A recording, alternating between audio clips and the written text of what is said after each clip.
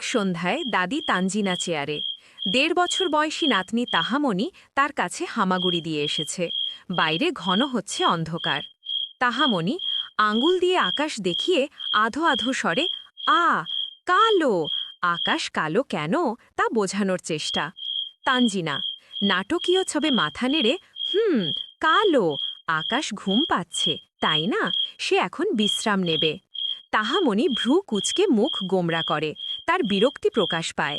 তানজিনা তাকে কোলে তুলে নিয়ে নরম গলায়, মন খারাপ, তুমিও ঘুমাতে যাবে নাকি চাঁদ মামার জন্য অপেক্ষা করবে?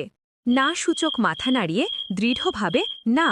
তারপর তানজিনার মুখ ধরে কাছে এনে ফিসফিস করে চাঁদ।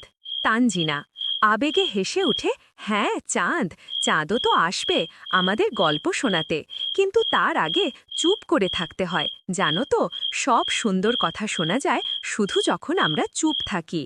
তানজিনা নাতনিকে বুকে জড়িয়ে ধরেন। ১.৫ বছরের তাহামণি দাদির বুকে মাথা রেখে ধীরে ধীরে শান্ত হয়। তারা একসঙ্গে শেষ আলোর দিকে তাকিয়ে থাকে, নীরবতার এক মিষ্টি মুহূর্ত।